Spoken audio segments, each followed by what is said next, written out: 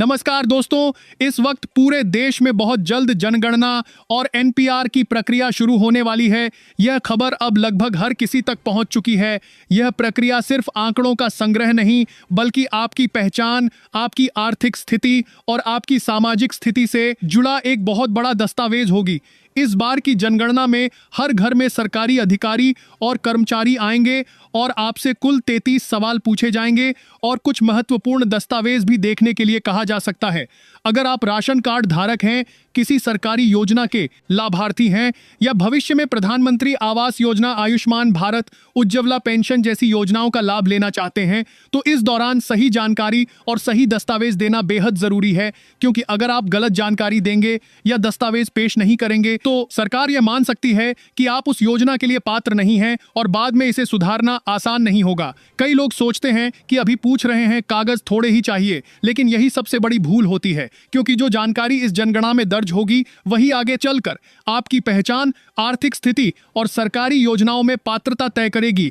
इन 33 सवालों के जवाब हर परिवार के लिए जरूरी हैं, क्योंकि इन जवाबों के आधार पर सरकार यह तय करेगी कि आप एपीएल में आएंगे या बीपीएल श्रेणी में रहेंगे, किस योजना का लाभ मिलेगा और किस योजना से बाहर रहना होगा। यह सब इन सवालों के जवाब पर निर्भर करेगा।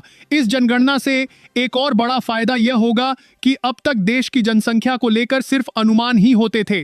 कोई कहता था 130 करोड़, कोई 140 करोड़, लेकिन इस बार वास्तविक आंकड़े सामने आएंगे। साथ ही यह पता चलेगा कि देश में किस धर्म की कितनी आबादी है, कितने लोग आर्थिक रूप से मजबूत हैं और कितने गरीब वर्ग में आते हैं। इस तरह देश की पूरी सामाजिक आर्थिक तस्वीर स्पष्ट होता है और आर्थिक तस्वीर बात कर रहे हैं जाएगी। इसलिए मैं आपसे कहूंगा कि इस वीडियो को अंत तक जरूर देखें। बीच में छोड़ देंगे तो बहुत सारी जरूरी जानकारी छूट सकती है। लेकिन उससे पहले मुझे जानना है कि आप यह वीडियो किस राज्य जिले से देख रहे हैं, कमेंट में बताएं। और चैनल पर नए हैं, सब्सक्राइब और वीडियो को लाइक जरूर कर दें, ताकि ऐसी काम की जानकारी समय समय पर आपको मिलती रहे। पिछली जनगणना की बात करें तो आखिरी बार 2011 में हुई थी और फिर 2021 से 2022 में होनी थी, लेकिन कोरोना के कारण टल गई। अब अगली जनगणना में आप अपने परिवार को अलग अलग दर्ज करा सकते हैं। मान लीजिए 2011 में आप 2 या 3 भाइयों के साथ एक ही परिवार में रहते थे। अब सभी की शादी हो चुकी है और बच्चे भी हैं, तो इस बार आप हर भाई का अलग परिवार दर्ज करा सकते हैं। मतलब किसकी पत्नी, कौन कौन से बच्चे हैं, कौन मुखिया है, ये सब अलग अलग लिखा जाएगा। इससे अलग अलग राशन कार्ड भी बन सकेंगे। अब दस्तावेजों की बात करें तो ज्यादा मामलों में जमा नहीं करने होंगे। सवाल पूछेंगे और आपके जवाब दर्ज करेंगे। अब सबसे पहले सवाल मकान से जुड़े होंगे। आपका मकान नंबर, फर्श, दीवार, छत, मकान का उपयोग कौन कर रहा है, ये सब पूछा जाएगा। मकान आपने खुद बनाया है या पैतृक संपत्ति है, मकान की हालत कितनी अच्छी है, ये सब 7 सवाल पूछा जाएगा। मकान से जुड़ी जानकारी लेंगे। इसके बाद परिवार से जुड़े सवाल होंगे, जैसे परिवार का क्रमांक, कुल सदस्य, मुखिया का नाम, मुखिया का लिंग, जाति, मकान का स्वामित्व, कमरे और सदस्य, शादीशुदा सदस्य, पानी, बिजली, शौचालय की जानकारी। ये सब 18 नंबर तक के सवाल हैं। इनका उद्देश्य केवल यह जानना है कि आपका जीवन स्तर और रहने की स्थिति कैसी है और भविष्य में आपको कौन कौन सी योजना मिल सकती है। दस्तावेजों की बात करें तो पहचान के लिए आधार कार्ड, वोटर आईडी दिखाया जा सकता है। घर और संपत्ति के लिए रजिस्ट्री, पट्टा और बुनियादी सुविधाओं के लिए बिजली बिल, गैस कनेक्शन या शौचालय से जुड़े रिकॉर्ड जरूरी हो सकते हैं। लेकिन ना तो नागरिकता प्रमाण पत्र, ना जन्म प्रमाण पत्र और ना पासपोर्ट अनिवार्य होंगे। अगर आपके पास हैं तो भविष्य में काम आएंगे। बीपीएल में आने पर प्रधानमंत्री आवास योजना, शौचालय योजना, आयुष्मान भारत, अंत्योदय योजना जैसी सुविधाएं मिल सकती हैं। और एपीएल में आने पर आपकी आर्थिक प्रगति दिखाई देगी। इसलिए सभी जानकारी सही दर्ज करें। दोस्तों, मैं आपको समझाना चाहता हूं कि इन सवालों के जवाब देने के दौरान कैसे ध्यान रखें। सबसे पहले मकान और परिवार के बारे में पूरी जानकारी दें।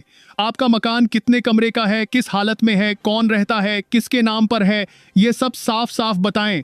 कई बार लोग सोचते हैं कि घर छोटा है या मकान पुराना है, इसीलिए सही जानकारी नहीं देंगे, लेकिन इससे आपका नुकसान होगा। क्योंकि सरकारी योजनाओं में पात्रता इसी आधार पर तय होती है। इसलिए साफ और सच्चा जवाब दें।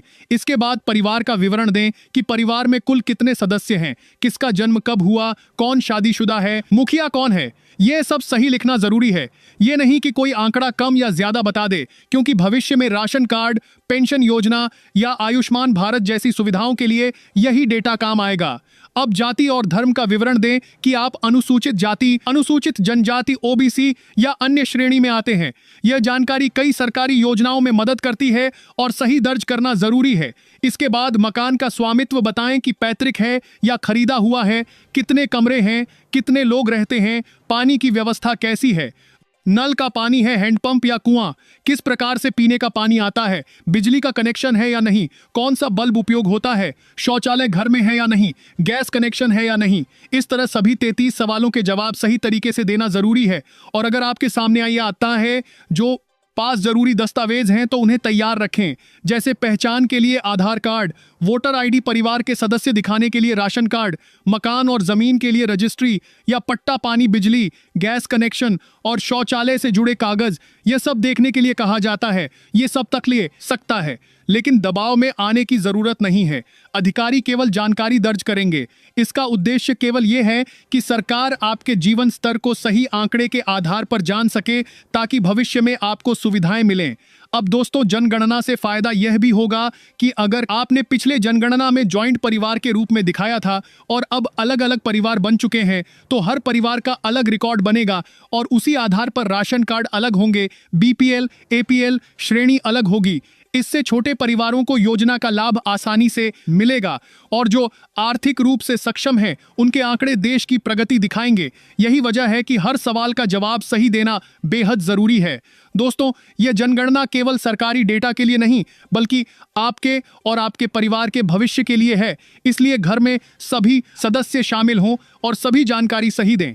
इससे आप प्रधानमंत्री आवास योजना, आयुष्मान भारत, उज्ज्वला पेंशन, अंत्योदय योजना जैसी कई योजनाओं का लाभ उठा सकते हैं और देश को भी सही आंकड़े मिलेंगे, जिससे योजनाओं का वितरण निष्पक्ष होगा। इसीलिए मैं आपसे विनती रहने की करता हूं कि किसी भी हालत में जानकारी गलत न दें या अधूरी जानकारी न दें। सभी दस्तावेज तैयार रखें और जब अधिकारी आए तो पूरे परिवार की उपस्थिति सुनिश्चित करें और सभी सवालों के जवाब स्पष्ट और सही तरीके से दें। इससे आपकी पहचान सुरक्षित रहेगी और भविष्य में योजनाओं का लाभ आपको मिलेगा। इसके साथ ही यह भी समझें कि यह प्रक्रिया केवल एक दिन की नहीं है। अधिकारी धीरे धीरे हर घर का डेटा लेंगे और सही रिकॉर्ड बनाने के लिए कई बार घर आकर जानकारी चेक कर सकते हैं।